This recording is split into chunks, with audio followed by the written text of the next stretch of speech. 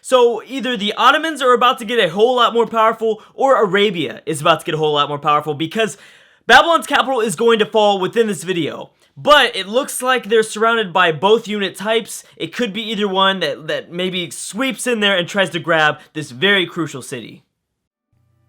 Now, I'm not 100% if the processing of turns goes in alphabetical order, but if that's the case, I think we could possibly assume that Arabia could take this over. It's going to be interesting. I'm not sure if the Ottomans will be able to take it over with their Sipahis unique units. I'm not sure because, you know, first of all, they're cavalry units, and I'm not 100% if they get the penalty for attacking cities, but they also would be attacking across the river, which make things really difficult.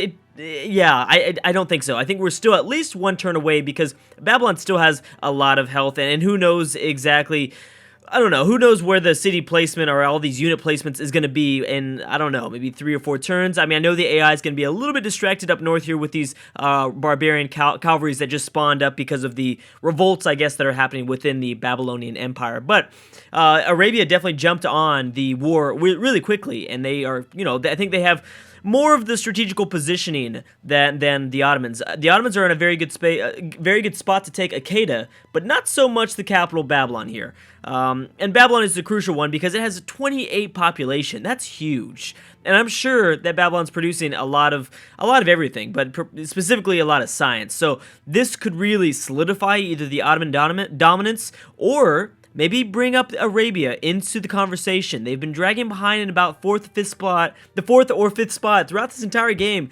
and I'm really thinking that they were to take over this city, that may bring them in terms of just pure power right along with the Ottomans. So anyways, let's go ahead. Yes, again, we had the Scandinavian countries come to a peace deal. Nothing happened, nothing exchanged. It was close though. We almost got the Copenhagen capital here. They almost lost it. Sweden almost took it from them. We also had Venice and Carthage make peace. I'm guessing Carthage just wanted the city-state, this former city-state that Venice took away, and that's about it. So really quick, let me just double check though. I want to double check and make sure that the wars, the big ones that we're really looking for, well, we got a big one in the Mediterranean. Everyone is at war with the Romans, and that's going to be pretty interesting. We actually have a lot of wars going on, but we'll see. Again, I'm going to keep my eyes on the text. That's what we're going to keep key. So, you know, let's see. Does it go in alphabetical order? No, it did. Did Arabia? Yeah, it does go in alphabetical order, doesn't it? Germany and Rome. Boom. Coalition against Rome. It's going down. Babylon, Greece has jumped on board against Babylon. It doesn't matter. They're already gone. They're already goners. Oh, what are you doing, man? Oh, there it goes. Okay, that's weird. Yeah, so this is alphabetical order. Why did it take me so long to realize it was that? No, it's not. I'm stupid. Denmark just went. Never mind. Denmark went to war with Venice. Oh, jeez, I cannot keep up. So we have to keep that in mind, that the Ottomans go before the Babylonians. This fall of this city will be huge, and as you can see, the Babylon is starving currently. It makes sense because it's all of its tiles are completely surrounded by enemy units, so yeah, there's nothing to be able to eat here. Oh my gosh, I don't think I've ever seen a game like this before. Like, not even a game that I've played, I've never seen a game like this before. I mean, jeez, this is insane. This is insane. I've never seen so many wars go on. It's the 16th century. I apologize for mixing that up a few videos ago. It's the 16th century, and we have so many wars I can't even keep up with everyone. Also, just so you guys know, France is still alive. They're at 208 score. I have no idea how they're at 208 score. Because of their policies and the technologies. Technically, they have a bunch from technologies and policies. That's so funny. And just to repeat, because I know that there's still some people in the comment section below wondering how I did this, I promise I will do a tutorial video as soon as this video, as soon as the series is up. I promise I will make a tutorial exactly how I did this, and you guys will be able to start your own if you wanted to.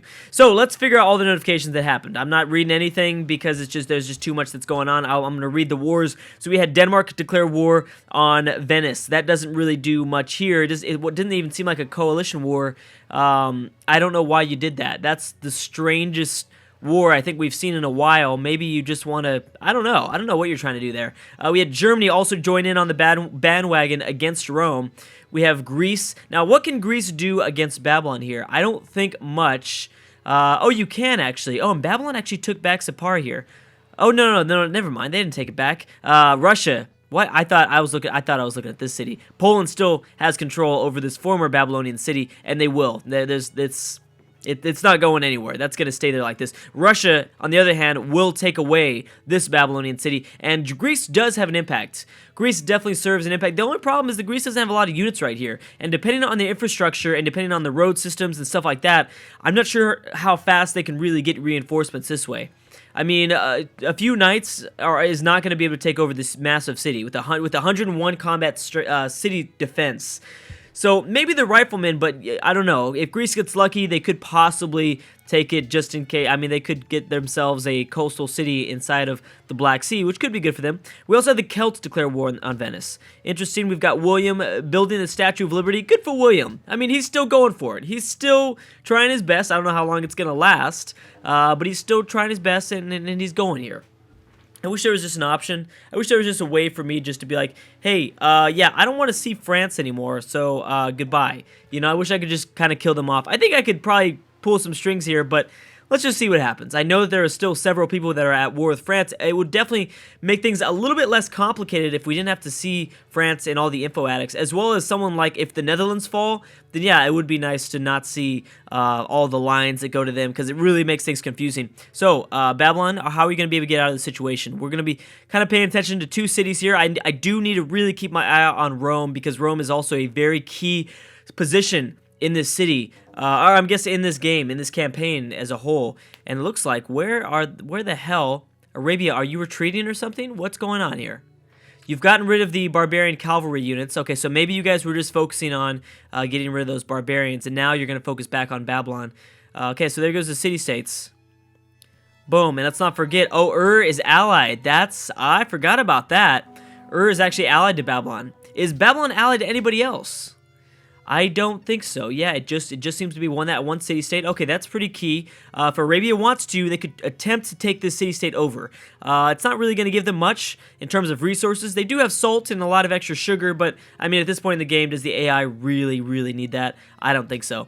Again, I'm not going to be voting for this. I'm not touching the World Congress. It doesn't seem fair to me. It doesn't at all seem fair to me. So what's going on in the Mediterranean? We do have Venice finally. Rome finally somewhat going up towards Venice, but I just don't think anything's going to come from it. How is, okay, we've got Spain in here. We've got Spain in here trying to take out the, oh yeah, and Spain will. Spain's got a very strong navy. Yeah, I think they certainly control the Mediterranean. And I don't know how, but is this like the third time that Isabella has rebuilt her fleets? It's amazing how fast and how good she is at just rebuilding these fleets. I'm wondering, I mean, is the manufactured goods in these coastal cities near the Mediterranean Sea just that good? Because, I mean, we've seen Carthage destroy Spanish fleets, I think, multiple times. And at least one time. I might be mistaken if it's more than once, but I thought we saw Spain's fleet get destroyed twice, at least in the Mediterranean. All right, so we also have, yes, of course, Carthage, and because who replaced this ally? Oh, Greece. Okay, Carthage and Greece are at war. And oh, that's a thing. I forgot about this math. Well, we knew that Carthage already had her awesome navy, and I think that arguably we've seen Carthage just bitch slap Isabella in terms of naval powers. So yeah, so Greece and Carthage are at war. Of course, I mean, you know what? Actually, Greece does have a slight strategical advantage with the ironclads, but that's not going to be enough.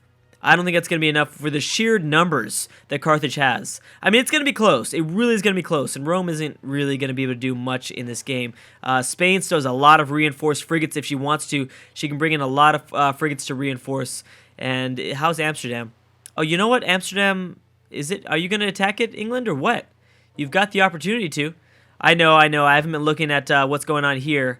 Okay, so now we should probably pay attention because it's in the red. We might be still one turn away. Actually, you know what? I bet you it gets taken next turn. Only because I think the AI was very distracted by those barbarian cavalries those first two turns. What is this? I can't see it right now.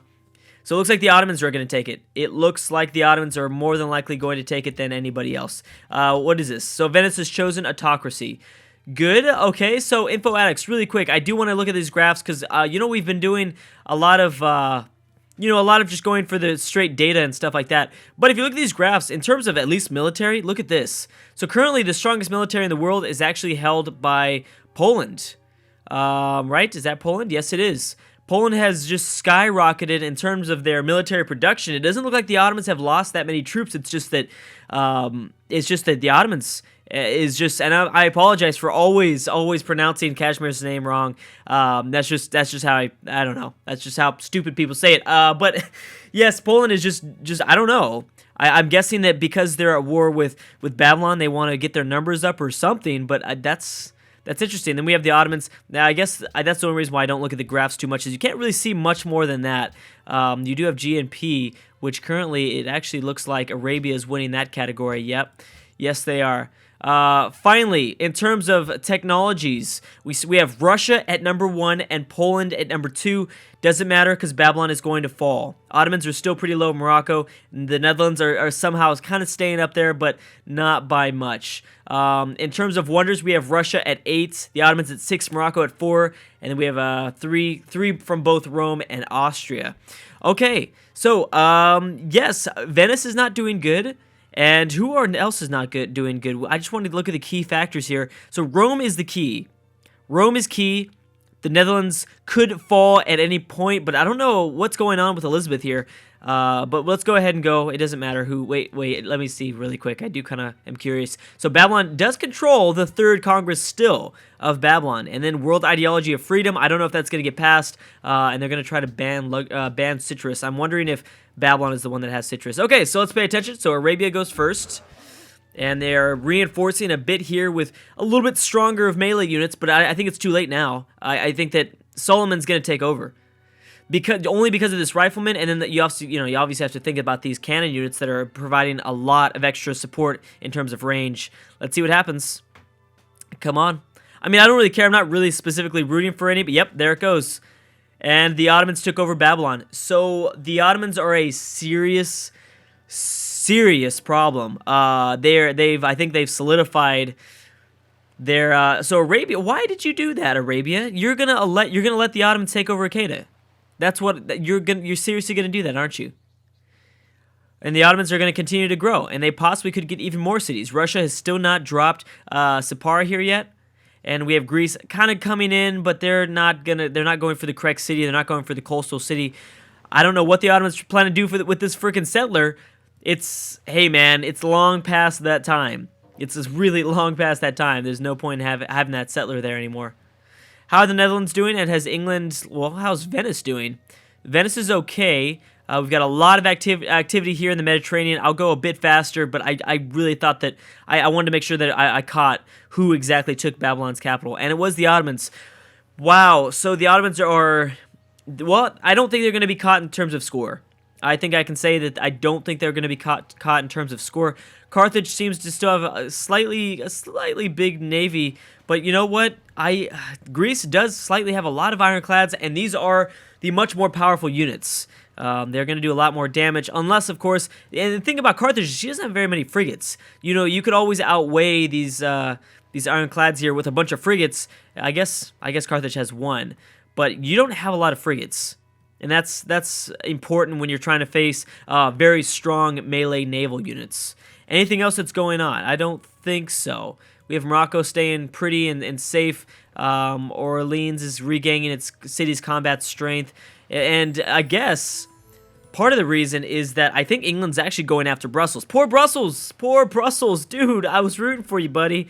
I was totally rooting for you, I promise. But I don't think this is going to go so well. England is going hard. England is going hard. And yeah, I guess Elizabeth doesn't want anything to do with Amsterdam. So that's interesting. You know, someone made a really interesting comment in the section below. A few videos ago, you guys said that England is arguably one of the most powerful. You could possibly place England as strong as the Ottomans because of a few reasons. First of all, they destroyed the entire naval fleet of Portugal, and as we all remember, Portugal in the very beginning of this series was extremely powerful. They had withstood a coalition war against both France and Spain. And we were all kind of rooting for Portugal a little bit there because they were a pretty big underdog.